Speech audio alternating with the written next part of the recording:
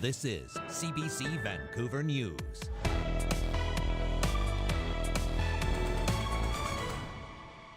Bottom line, I didn't get a process that was fair, and the process isn't one that the public would judge to be fair. But Anjali Apatarai is out. The BC NDP executive votes to disqualify her from the leadership race. It meant a lot for what she did for our country, our city, and to serve and protect. It should have been prevented. That guy should not have been there for that long. And condolences pour in for Burnaby Constable Shaylin Yang as we learn new details about the man charged with killing her.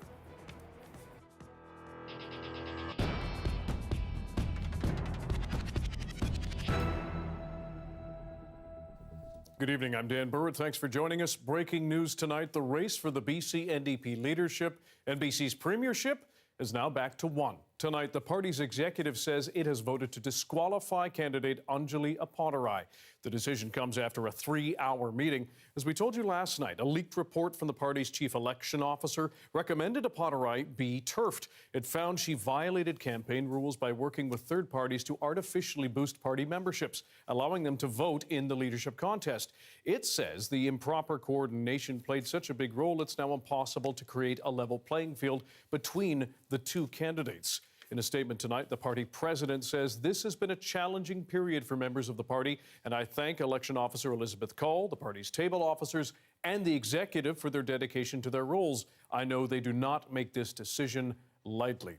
David Eby is now back to being the only leadership contender. The party president says the chief election officer is considering moving up the election date, which was set for mid-November. Apatarai's staff say she will speak tomorrow outside the BC legislature about the decision. Both the BC Liberals and BC Greens are slamming the NDP's decision. Condolences are now flowing in from across Canada for Burnaby RCMP Constable Shaylin Yang, killed yesterday at a city park. And now a suspect has been charged with murder. Janella Hamilton has more from the scene. Garbage scattered on the ground, a juice container lays beside the tent where Jongwon Ham lived for months and where 31-year-old RCMP Constable Shaylin Yang was fatally stabbed. That's devastating. That's devastating. This delivery driver, who regularly works in the area, says he was dropping off a package to the Burnaby School District building located next to the open field, describing what he saw around 11 o'clock Tuesday morning. And there was a lot of police present, and they're trying to revive the officer. They were giving her CPR. The interaction led to the officer being stabbed, and she died of those injuries. The Independent Investigations Office says the suspect, Jongwon Ham, was shot by the officer and is now recovering in hospital. People who live near Broadview Park shocked and saddened to hear the news. I can't sleep last night. Honestly. This man says he walks his dog near the park often and has had brief, friendly interactions with the suspect. I've seen him at the subway and I've seen him walking, and most of the time he's got a pretty big smile on his face. Kathy Mastro-Pieri works nearby. I've been passing by here regularly and seeing this tent, thinking to myself that that man is in desperate need of help. My heart goes out to the family, her friends, her husband, and all of her colleagues. Outside the Burnaby RCMP detachment where Yang worked, more flowers are being laid by those who knew the officer and many who didn't.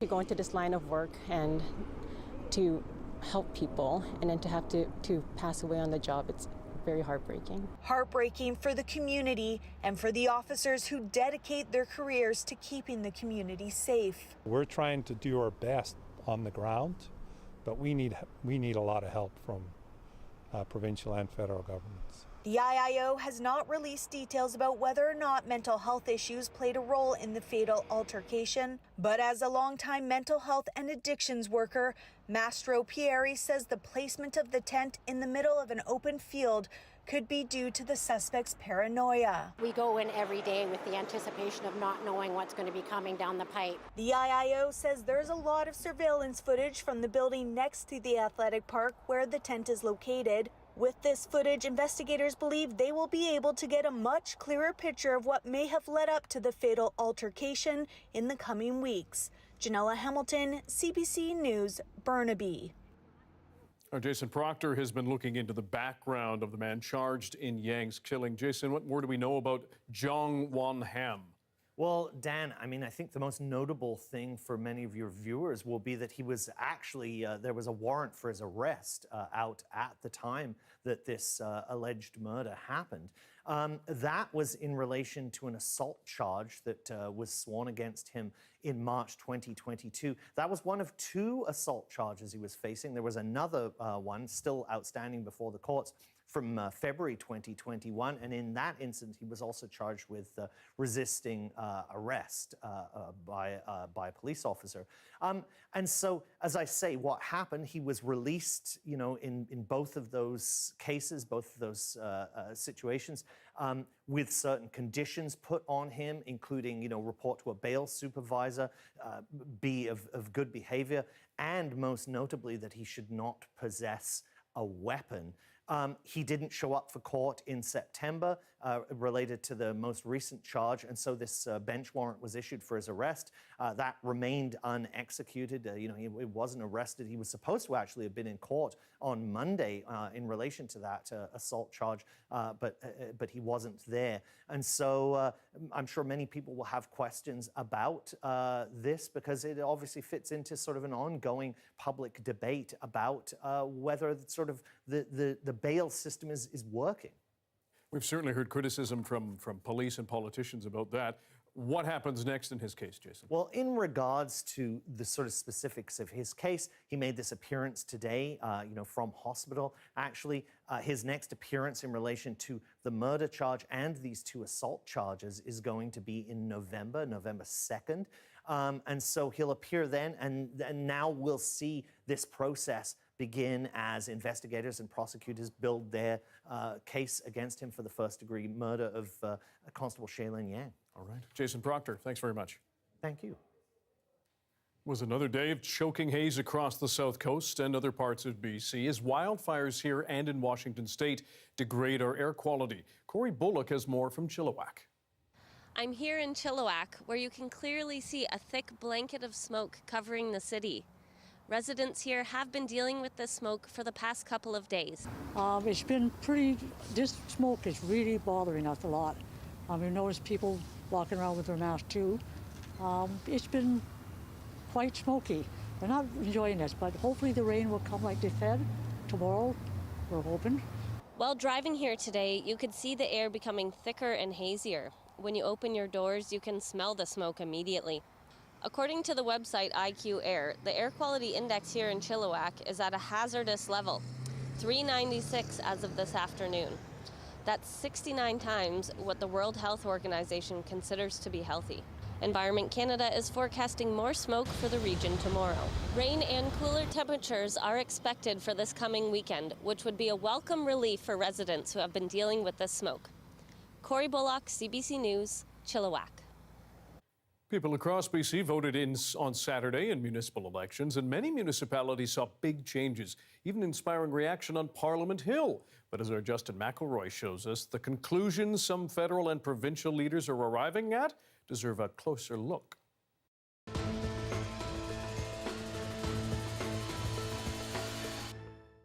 What were Saturday's local elections about? It turns out a lot of people have a lot of opinions. Voters in Vancouver have said enough. That is federal opposition leader Pierre Poilievre, and he had more to say.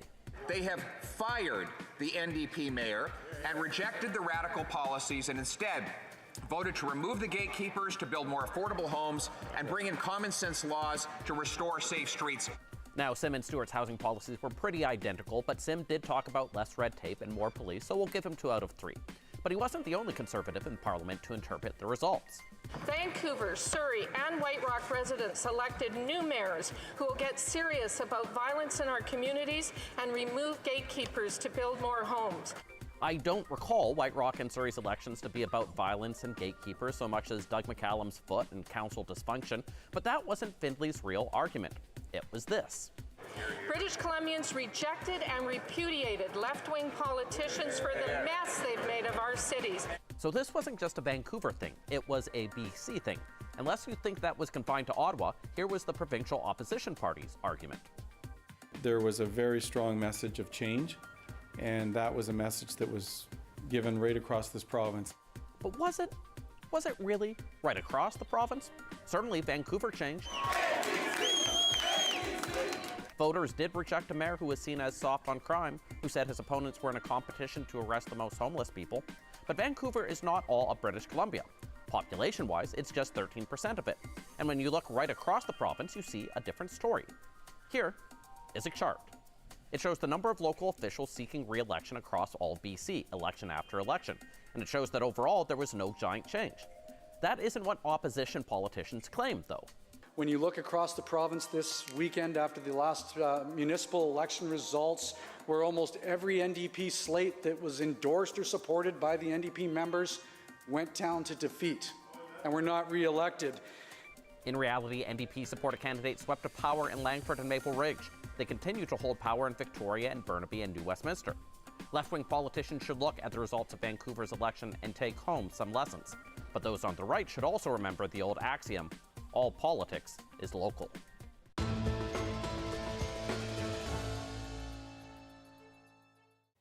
Indigenous candidates in Vancouver's local elections were shut out, despite a strong showing of contenders. As Wamish Hamilton explains, those who did run feel low voter turnout from the urban Indigenous population is one of the reasons why. In running, we know it's a long shot. It's difficult, irrespective of the race, for Indigenous peoples to get elected in this country. A long shot, but well worth the effort for Matthew Norris. The one city candidate ran for a seat on Vancouver City Council, but he fell short by more than 7,000 votes. Norris says there wasn't enough attention from parties and media to Indigenous voters. Indigenous people are at the forefront of a lot of the crises in Vancouver, whether it's housing crisis, homelessness, poison drugs, climate crisis. This former city councillor says improving Indigenous representation has to start at the party level. I think we need to make it clear that you're not a serious party if you're not running Indigenous people. Reimer has Cree and Métis ancestry, but she only discovered her Indigenous identity after she was elected to council and became a champion of reconciliation. With everything that we now know about the history of colonization in Canada, that having Indigenous worldviews and viewpoints is a critical piece of a team that needs to be in City Hall or the school board or the park board. Indigenous candidates weren't completely shut out of elections across Metro Vancouver. In Burnaby, Mikkel Sasakamoose won a seat on the school board. Reimer says Indigenous candidates will need support to break through in Vancouver. I think we, as an Indigenous community, need to stand up and support those people. We need media who show us stories about Indigenous people who are leaders. And Indigenous representation isn't just about responding to crises. Norris says it's crucial to completing projects. We're seeing the host nations, Musqueam, Squamish, and Tsleil-Waututh, really leading the way in this city in terms of housing, in terms of the developments that they're championing, in terms of climate adaptation. And while Indigenous candidates lost the election, Norris says he'd like to run again. Wamish Hamilton, CBC News, Vancouver. Meanwhile, a task force on Indigenous rights unveiled an historic report in the city today, meant to bring Vancouver one step closer to its goal of reconciliation. More now from Zara Premji. Declaration on the Rights of Indigenous Peoples Act. It's been years in the making. The culmination of generations of work, but also a year of work at a government-to-government level between 3 First Nations in one of the largest cities in British Columbia. Chiefs and Council. A list of 79 calls to action have been revealed to implement the United Nations Declaration on the Rights of Indigenous Peoples, or UNDRIP, here in Vancouver. And it comes with collaboration from 3 local First Nations. We have a plan on how to really meaningfully do work together that's going to benefit our nations, but also, I think, this city of Vancouver as well. It's the first co-developed strategy between Indigenous nations and a municipal government in Canada, according to the task force. It is an act, Bill 41. UNDRIP was passed in 2019, and a task force was created to assess how to implement it in Vancouver, focusing on involving Indigenous peoples in all decision-making that impacts their rights. The 79 recommendations are sorted into themes: social, cultural, and economic well-being, ending Indigenous-specific racism and discrimination, self-determination and inherent right of self-government, and rights and title of Indigenous peoples. Among the calls to action, prioritizing training and employment for Indigenous peoples with developers, and identifying ways for Musqueam, Squamish, and Tsleil-Waututh to have a say on leases signed by the city. We're not even turning the page on the first page of a chapter here. We're just getting the chance. Is very important to the healing path forward and to reconciliation. And as far as what's next, it is a strategy, it's a document, and we're going to need to breathe life into it by ensuring it has the adequate resources to be able to do all the pieces that are now called for within it. It will be considered by Vancouver City Council on October 25th. Zara Premji, CBC News, Vancouver. But I know when I first came here in 2006, where I'm standing, this was covered in ice here. The last local surviving glacier is melting fast. More on the impact after this.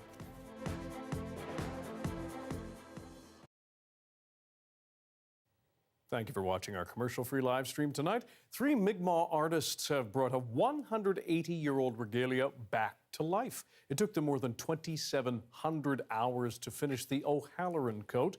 That outfit dates back to the early 1840s when a local chief gave the ceremonial outfit to a British captain. I've never seen this much beadwork and that many designs. It's kind of like having a piece of history come home. I think it's amazing to look at it and know that we can recreate it. It's sitting in front of you right here. How does it feel? It's almost unbelievable that it's actually finished, because there's just so many hours of work and just 2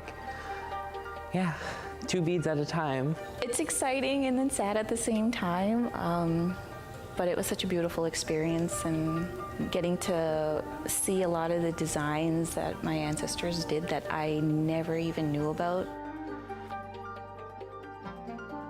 The original, I remember my mother showing me photos of it, and it kind of just always the picture of it was always around when I was younger. So everything was always inspired by the Migmaw designs. At least right now there's names and faces to bringing this kind of style and beadwork back, because the ones who had originally made the original one, they only knew them as just 3 individuals. And their names at the time in history weren't honored or anything. It was created. And so I think in another sense that this is another way to, honor the ones who made this beautiful project. So when they said we're going to have 3 different designers come in, you guys work as a team, I was all for it. So why did you want to pursue this project or get involved in recreating this iconic piece? It's insane to be able to work on a piece that was so historical, and it's actually a piece that I've referenced my entire life, with everything that I do, and it has inspired all the designs that I've ever created. And so being able to actually learn from the ancestors, even though it's been 180 years, is actually amazing. I thought this was such a beautiful and wonderful opportunity to recreate our ancestors' pieces, to hopefully inspire a lot of the young people who possibly thought like me about having questions and curiosity of what we had. So bringing back a little bit of history was my biggest inspiration on this project.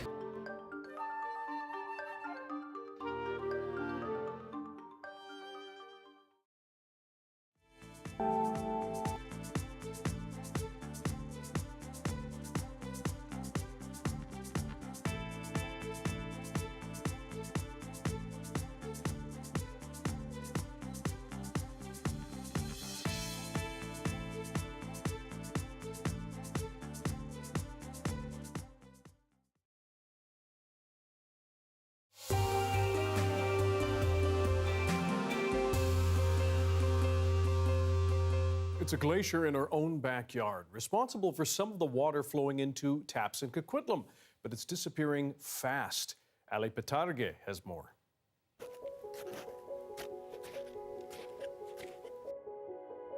But I know when I first came here in 2006, where I'm standing, this was covered in ice here, or a 1 or 2 meter thick of ice. The Coquitlam Glacier is nestled on its deathbed. It's more than 1,400 meters high in elevation, far above the Coquitlam watershed. This glacier is the last one standing among a number that formed centuries ago in Metro Vancouver. Today, during the warmer seasons, the runoff provides about 2% of the water in the Coquitlam Reservoir. But that won't be the case for much longer. This ice is thinning and it's going to decay fairly rapidly. It's one of our best climate indicators of change. And I don't expect this glacier to last past 2050, really. We found the glacier glistening under 20-degree heat because of unusual summer-like conditions into October. From above, the warning signs are everywhere. The water levels visibly low, the cedars reddening, and a stripe of gray smoke stretching across the sky from the wildfire burning at Manning Park. Scientists are here to measure how fast the glacier is melting using LiDAR technology. Those markers were the edge of the snow. Okay, and that's how so much in it's 2 dropped, weeks it's dropped and receded that much. Wow. The ice has actually dropped 2 to even 5 meters in just 2 weeks. A lot of that is seasonal snow melt at the top of the glacier, but it's certainly struggling in these warm and dry conditions. Roughly 200 years ago, during the Little Ice Age, the glacier used to spread past where the point I'm standing to near the edge of that valley. And it used to be way higher, but now it's been reduced to running water during this time of year when it's not snowing. This is a heavier downstream flow than usual at this time of year, courtesy of the warmer weather. But much of this water will soak into the ground before making it to the rivers. And the water that does make it to the reservoir is not enough to replenish it. But it's something, and with these glaciers disappearing, that source of water is then gone. Once the glacier is gone, Marshall says the Coquitlam Reservoir will rely primarily on rainfall. And we know our precipitation patterns are changing with climate change. All factors going into long-term water planning. So I think it's important to look at this, realize how quickly these resources are disappearing, and this is, a sign of what's happening elsewhere in North America for sure, but around the world. And think about how we can conserve our water, our drinking water, as we move into the future. It's an endangered species, right? And it's an iconic image of what's happening in the region. At this point, there's no stopping the Coquitlam Glacier's death spiral. What's left of it serves as a stark reminder of challenging times ahead, pushing humanity into uncharted waters. Ali Petarge, CBC News, Vancouver. Another choking day. Johanna will have your BC-wide forecast with some rain next.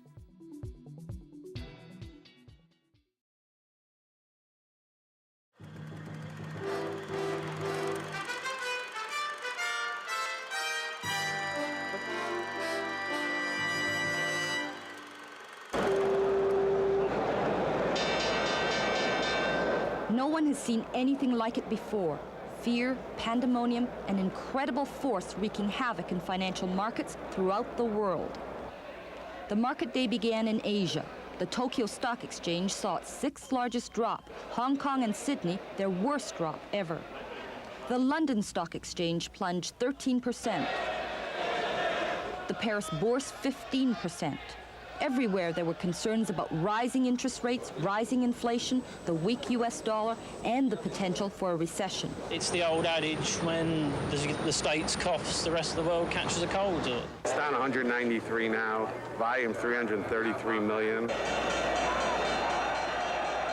By the closing bell on the New York Stock Exchange, the Dow Jones Industrial Average had plunged a record 508 points, wiping out all of this year's gains and more, for a one-day loss of 22.6%, far surpassing the 12.8% drop on October 28, 1929, the day some say heralded in the Great Depression.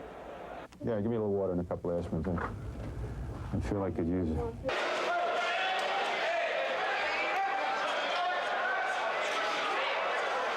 Toronto also saw a record loss today, plunging 407 points. Everyone seemed to be selling. Big investors, small investors, pension and mutual funds. And it was the same story right across the country. One word, plummet. Panic selling. Panic selling, that's all it is. This is like something for the history books. While some experts say there's no need for concern, Ian McAvity, one of Canada's leading market analysts, is pessimistic. I think that this break, as far as I'm concerned, this break is confirming that the American economy will be in recession within the next 6 to 9 months. By the middle of next year, the economy is going to roll over. Again, that's because the entire recovery has been fueled by debt. Debt's been going like that, and I think you're going to see it change direction abruptly. Market watchers are now waiting to see what will happen in Tokyo overnight. If the crash continues, there could be another financial beating on North American markets tomorrow. But most analysts expect the panic will subside soon and stock prices will improve, at least temporarily. However, they also agree the bull market that has lasted for the past 5 years is now over. De Hoyen, CBC News, Toronto.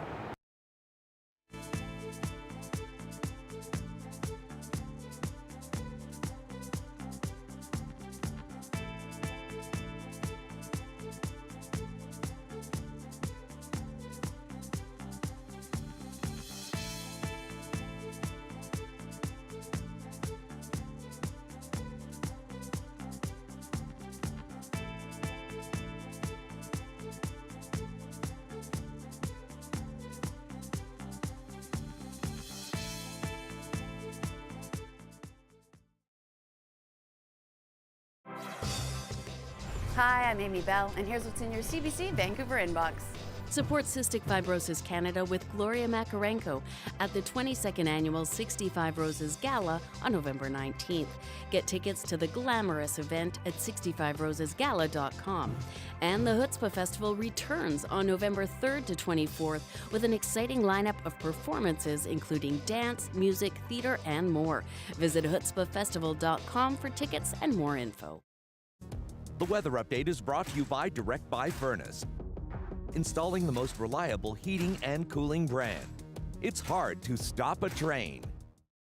Our BC-wide weather forecast now with meteorologist Johanna Wagstaffe. Air so bad you can taste it, Joe. But actually, yes, that exactly. is an accurate statement.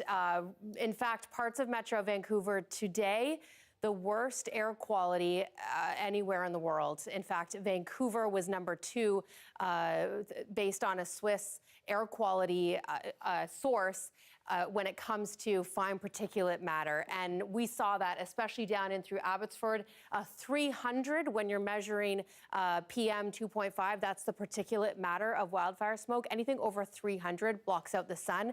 That's what Abbotsford was sitting at. And what you're looking at is visible satellite imagery from space from today. And you can see the hot spots from the fires both out east, mainly south of the border, just entrenching our valleys with that smoke so late in the season, so unusually late. So air quality in effect for most of southern BC. It has lifted for the west coast of Vancouver Island. Tofino looked nice where you were today, seeing those blue skies. Now we have a couple systems moving in. This trough, this dotted line, that's an area of low. That's not the full cold front, but it will bring a few showers tonight to places like Prince George, Fort St. John, Kelowna. You might even see a morning shower. I don't think it will bring anything to Metro Vancouver. Few more clouds for Thursday. That is the system on Friday, followed quickly by another system moving in on Sunday. And behind that, a couple more systems. So we have at least 3 to 4 systems in the next 10 days. And that is really the weather pattern that we need. We're going to need a lot more than just 10 days of it to make up for our deficit, but Friday is going to feel so much different. By Monday night, so that's 2 systems. You can see the yellow across Metro Vancouver, 40 to 60 millimeters for parts of Metro Vancouver by Monday night.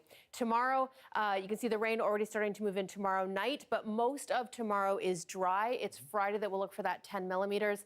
Saturday in the morning hours, and then Dan, Sunday night into Monday is round 2. So we got a lot going on. It's going to feel so different this time on Friday. Unbelievable. Thank you, Joe. You're welcome. Thanks for joining us tonight. Check the website anytime for updates, cbc.ca/BC. Your next local news is on the early edition on CBC Radio 1. It starts tomorrow morning at 5 o'clock. Have a good night.